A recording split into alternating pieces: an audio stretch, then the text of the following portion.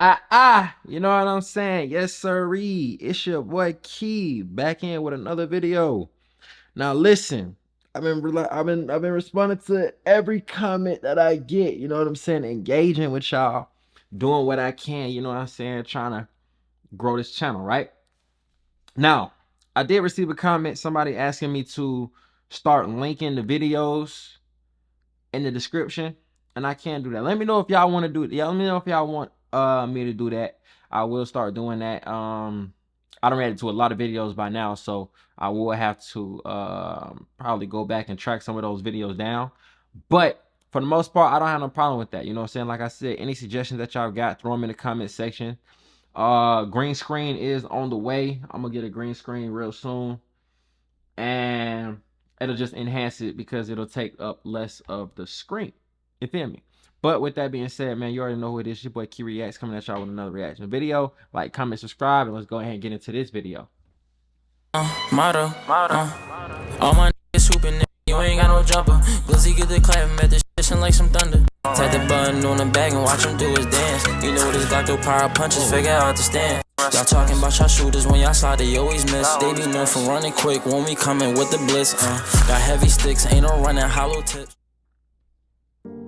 Northeast High is one of the largest high schools in the city with more than 3,000 students. What 8 is of that? them were shot. One This is left in in Philly critical too? condition. Philly's on fire. Incident occurred on Wednesday, I thought this March was in 6th, Detroit. close to the Northeast High School, just as students were preparing to board their buses home. Around 3 p.m., surveillance footage released by the police captured 3 individuals wearing masks as they appeared around a corner in an intersection called 5 Points and began shooting. The 8 people shot ranged in age from 15 to 17. Damn. As of Monday, the police have confirmed that all victims are now in stable condition. Y'all pulled up. Whoever y'all was looking for could not, bro. I don't know what he did, but it couldn't have been that bad. Y'all pulled up to a high school and y'all think y'all finna get away? They didn't kill nobody. They hit up 4 people. Dude got hit 9 times at school. Includes the 16-year-old who was critically wounded, having been struck by bullets 9 times, according to ABC News. Damn. I don't know how teenagers get so bold, so reckless, and sloppy to even begin to think that this was a good idea. They blowing him down. How bad could you want to kill someone that you literally don't care who you shoot? Innocent kids, crossing guards, bus drivers, and whoever else was out there, there was no way that they were going to get away with this. We are going to do everything that we can to ensure and look how deep they pulled up. And we don't apologize for using every legal and constitutional tool in our tool belts in order to get that done. Adding parents need to step up too. I ask every parent today, go in those rooms and look under those tables and look under those closets and get those guns out of the house. Did you know dollars or even On March 2nd, this dark blue 2019 Hyundai Sonata was reported stolen from the 500 block of Kendrick Street in the far northeast. In its place was another stolen Kia Sportage, which was swapped. 4 days later, 4 teens, all under the... So they stole one car. I guess the car got too hot and they drove and swapped it out with another stolen car, but you left the stolen car in another stolen car's location. Crazy.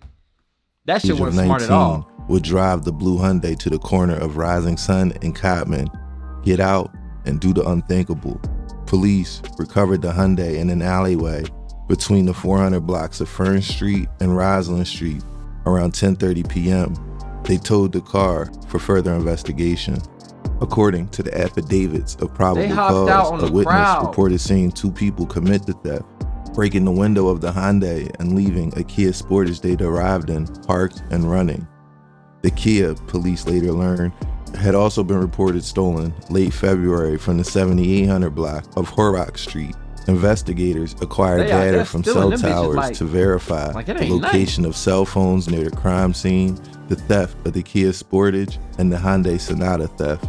The probable cause affidavit noted the patterns of these devices matched the suspect's movements as understood by the investigation at the moment. Look, I know that when you live in this type of life, you don't know what you're gonna get into coming up in your next day. Nothing is planned. You know what I'm saying? Nobody gets planned to get shot at 3 p.m. and then go back on another drill at 5:30. Nobody plans their day like that, right? Okay, cool. When you live in how you live in, be smart about where your phone is. Because they're gonna place you at the scene. Just like he said, they place them at the scene everywhere. This technology is not your friend all the way, bro. It's gonna put you in some unprecedented positions if you're not on top of everything that's going on, bro. Mobile devices tracked through this method was associated with a woman previously identified in the school district records as the guardian of Anal Buggs. Evidence from both vehicles and the crime scene were recovered. As the crime scene unit was gathering DNA evidence from the vehicle, law enforcement officers visited the 400 block of Fern Street to secure video recording. A particular video captured the moment the car entered the alley at 3:11 p.m. on Wednesday, just minutes after the shooting, revealing 4 individuals dressed in matching black outfits. These people were subsequently identified. And they got all of them. There's no point in doing something if you're gonna get caught. Now, obviously, nobody's thinking, oh, we finna get caught if we do this shit. Nobody's thinking that. You think you're gonna get away with it. You probably got away with some shit like this last week. But now that they came and got you, bro, all of y'all, look at these young niggas. Nobody can be probably over 18. This first one, you look young as shit. But at the same time, it ain't no telling. You know what I'm saying? They done did what they done did and they got caught. Now, they got to face the consequences. So, let's see what happened. Suspects in the shooting based on the probable cause affidavits. After pulling into the alleyway, the suspects entered a residence on the block. This residence was later pinpointed by police through video analysis. In the early hours, authorities served a search warrant at the residence on the 400 block of Fern Street that we just spoke about. There, they discovered a polymer 80 jig, a tool for assembling firearms from kits of the same brand, and mail addressed to Jamal Tucker Jr. A subsequent search at Tucker's house. Oh, wait, hold on. I don't want to speak too soon. Led to the seizure of 30 rounds of .45 caliber ammunition. Later that night, Tucker surrendered himself to police. During their investigation, authorities analyzed a prison phone call made by a man named Dantes McMillan, who is currently an inmate at SCI Pine Grove. The call was made to a number associated with Anal Buggs. McMillan addressed a person on the other end as his nephew, and they referred to him as Unc. The conversation included McMillan asking, "I heard about your man, you good?" To which the response was a simple, "Nah." McMillan then noted, "Yeah, it's never easy to digest." From the contents of this call, officials inferred that the discussion was likely about the homicide of Damian Taylor that occurred on the 6200 blocks of Ogons Avenue just days earlier. Dame was killed at 3:45 p.m. on March 4th. So they saying that this is get back for his man. Bro, what's the worst and craziest things that people overlook, bro, is that shoe, right? That man was running for his life. He was running for his life so much that he came up out of his shoes. Damn. Just as Imhotep charter school students were heading home. According to reports, 2 masked assailants in hoodies opened fire on students boarding a SEPTA bus. Damian Taylor, 17, was fatally shot multiple times and died shortly after. He was a student at the school. The attack also injured 2 other students from Imhotep, along with 2 women aged 50 and 71 who were on the bus. As of now, Philadelphia police have not dismissed the link between this incident and the other shooting, although they have not disclosed any potential motive. And I noticed that every single news article that I read about this makes it a point to mention that Philadelphia police, together with the U.S. Marshals, apprehended Anal Buggs without any complications. During a search of Buggs' residence, law enforcement officials found a .40 caliber Glock 22 handgun equipped with an extended magazine, a laser pointer, and a switch. Deputy Police Commissioner that boy getting 20 years. And then he got caught up for the murder too. So you got the murder, the shooting, the stolen cars. You got a switch on your gun. Bro. Frank Venora mentioned that an initial ballistics analysis suggests a match between the firearm recovered and the shell casings found in the location of the shooting at Rising Sun in Cotman. In a news conference announcing the arrest of Tucker and Bugs, police made clear that their investigation was continuing. Quote, anyone who may have aided and assisted them, we're coming for them too, said Venora. Now I'm looking for the treasure. Once we get that drop, we load them glossy, that's my pleasure. This is known on guys, they put that goofy like a feather. You can't stop the rain, we let our shots go check the weather. Jeremiah Carter, or Motto, was arrested around 3:30 p.m. on the 1200 block of Academy Road in Northeast Philadelphia, said Robert Clark, Supervisory Deputy U.S. Marshal with the Eastern Pennsylvania Violent Crime Fugitive Task Force. Carter was said to be relatively surprised when he was found, but he did not resist arrest. The Fugitive Task Force also contacted the family of a 17-year-old fourth suspect and told him that he had until the morning to surrender to Philadelphia police, or else his name and photo would be made public and a reward announced for his capture. Quote, we gave them the ultimatum, turn your son in by tomorrow, Clark said, adding that the family was, quote, somewhat cooperative. I ain't gonna lie though, right? I'm not with the fuckery, I'm not with the bullshit. You know what I'm saying? Defend yourself at all times like they tell you when you in a boxing match. But look though, I can't turn my son in, bro. Y'all gonna have to come get him. But at the same time, bro, it's tricky because you don't want them to kill him. They will do that. They will kill him because you already want it for like a murder. They will kill you. They gonna say armed and dangerous, and they gonna come for you. And they gonna, like, look at this. You see the marshals and everything. They coming. It's not just gonna be your local police, bro. They coming. Like you El Chapo or somebody. They coming. Was the moment 19-year-old Jermod Carter was walked out of his father's home on Academy Road, close to Woodhaven. A rare midday capture by U.S. Marshals with Philadelphia police detectives on hand, just 23 hours after Philadelphia city leaders had announced the arrest of the first two suspects in Wednesday's mass shooting of 8 Northeast high school students at a SEPTA bus stop. Carter was number 3, and moments after his 3:30 arrest, I spoke to his dad, who had answered the front door when the marshals came knocking. What can you tell me happened with your son? I don't know. I just came to the door and two machine guns. You came to the door and they had machine guns in your face? What did they say to you? I ain't gonna cap. He do look shocked and scared and shook up, but nobody ever thinks they gonna get caught. But when you get caught, bro, you gotta face that music, bro. And them people, and this is them situations that your parents can't help you out of. But at the end of the day, man, I wonder if the case is closed. From me outside. The marshals sat him down on the front steps, arms handcuffed behind his back, and snapped more photos of him being taken away into custody. The last and still not in custody in the shooting, fourth male wanted, is the only one who is a juvenile, a 17-year-old from Philadelphia's Germantown section.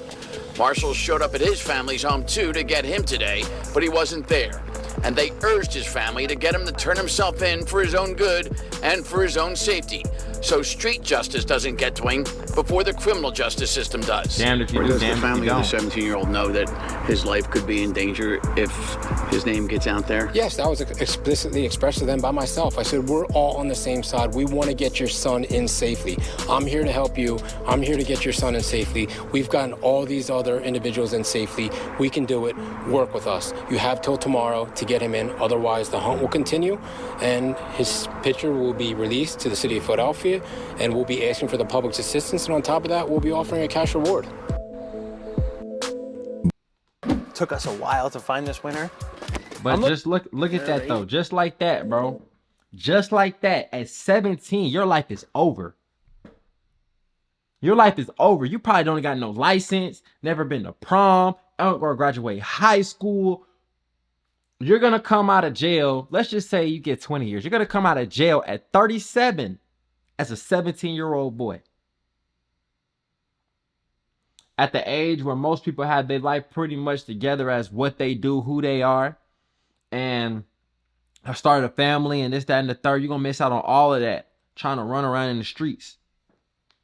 By Wednesday, March 13th, the 17-year-old hadn't turned himself in, and as promised, his name and face was released to the public, along with a reward for his capture. 5'6". So a reminder, the authorities looking into this case have been saying from the get-go that there's a strong likelihood of retaliation between last Monday's first SEPTA bus stop shooting, where a 17-year-old was murdered in that one, and Wednesday's shooting, and more retaliation could follow. And so that is the thinking, and that's what they're hoping his family is thinking to help bring him in. This wasn't just another shooting in Philadelphia.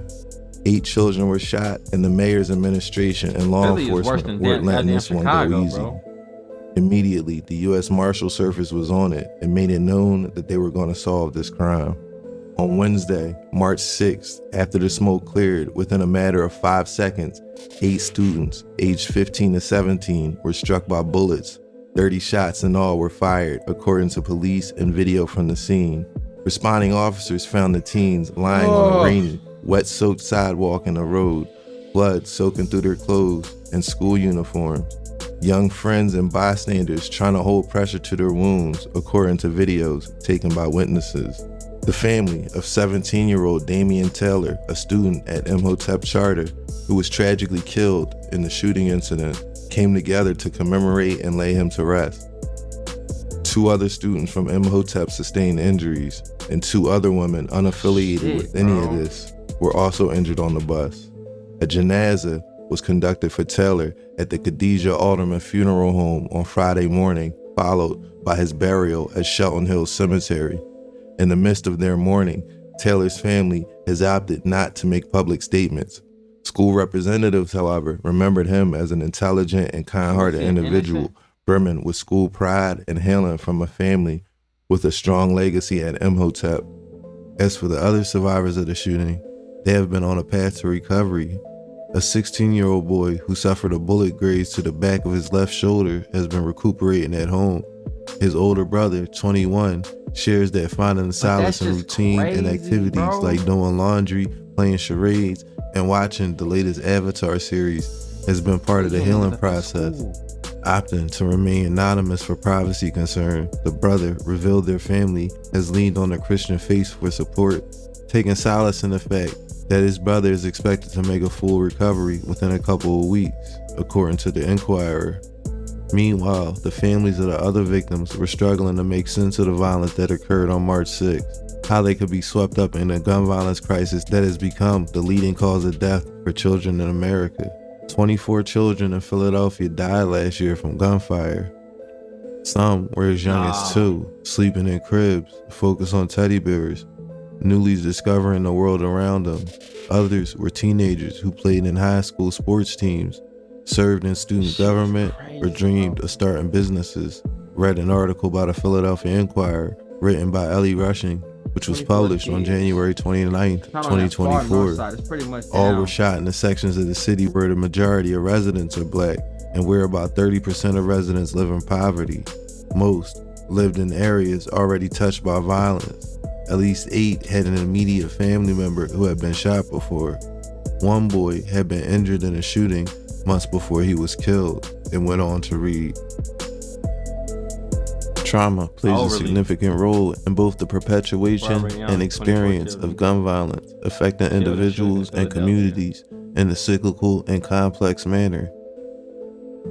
Many young boys who join gangs or engage in what we see the drill rappers doing today have experienced significant trauma in their life, such as family violence, community violence, poverty. I ain't gonna cap, bro. I am in shock, bro.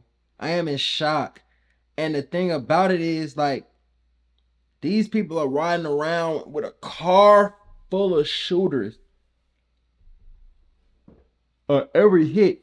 I still don't know of anybody who actually got hit that was the intended target. They just shooting up bus stops and schools. Discrimination or the loss of loved ones. For some, gangs or block affiliations may offer a sense of belonging, protection, or a way to cope with their experiences. The trauma that precedes involvement with the streets can affect young teens' emotional regulation and decision-making, making them more susceptible to engaging in risky or violent behavior. Participation in gang/street activities often exposes these young boys to further traumatic events, including witnessing or participating in gun violence, which can exacerbate pre-existing trauma. This exposure can lead to a range of traumatic stress responses, including PTSD, anxiety, depression, and substance abuse as coping mechanisms. Trauma can fuel a cycle of violence within gangs. Individuals who have experienced trauma may be more likely to engage in violence as means of asserting control, seeking revenge, or expressing anger and pain. This behavior can trigger retaliation from rival gangs or within their own gangs, leading to further violence and trauma. The trauma experienced by members can create significant barriers to exiting gang life. Traumatic stress symptoms and peer pressure can make it challenging to engage with support services, maintain employment, and rebuild social connections outside of the gang. Additionally, the stigma and isolation experienced by former gang members can exacerbate feelings of depression and hopelessness. You know what? I'm just sitting right here thinking about this shit, right? Even though it's starting to get some more, you know what I'm saying, insight and this, that, and the third, bro, I never really thought of how bad Philly is. Like, you always hear Chicago, St. Louis, New York, even LA. You hear about these places and you just like, bro, like, it's a whole world going on that really, like, you don't even think about. Like, bro, I ain't gonna cap, bro, I don't think too much of Philly at all. Like, I don't have no business there. I don't live there. I've been there once. Like, this ain't nothing, you feel what I'm saying, to me. But these is people, children, bro. Like, for the most part, you probably been, like, just take this guy right here, Jasine. You, as a parent, you probably been around him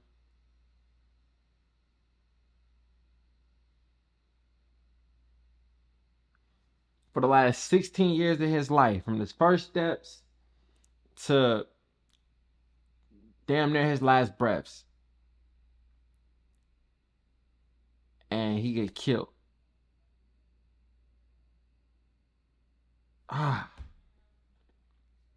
Interventions aimed at reducing gang violence and supporting individuals involved in gangs.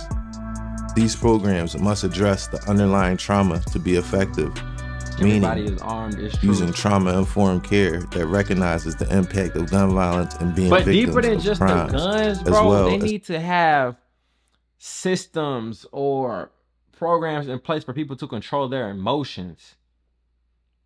You get emotionally enraged and you go do a shooting. You get emotionally, you know what I'm saying, emotionally immature can make you go do a shooting. Like, y'all got to be able to control y'all emotions, bro, because how you feel right now in this moment can fuck up your life for the next 40 years. Community-based programs that aim to heal and strengthen communities affected by murder and living in a war zone. 19-year-old Jeremiah Carter was taken into custody in Northeast Philadelphia. Carter was charged with attempted murder, aggravated assault, and related crimes. Carter is being held on a total of $4 million bail, plus a stay-away order for his 8 victims. Hold on. 1, 2, 3, 4, 5, 6, 7. So he has 7 original charges and then 7 additional charges for each of the victims. No. 7 times 7, that's 40. Now he got like 50. God damn.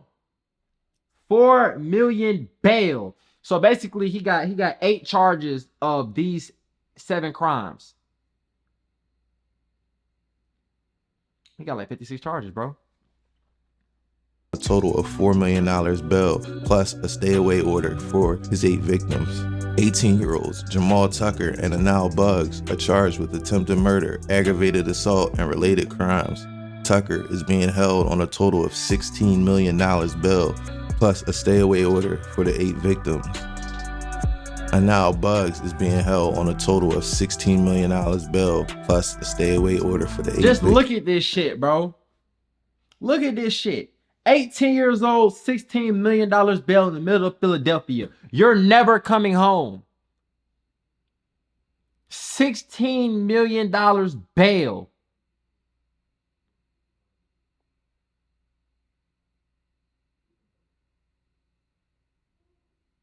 That shit is insane, bro. Asir Boone, 17, is wanted on attempted murder He's and still on the related run. charges, according to a statement from the U.S. Marshal Service.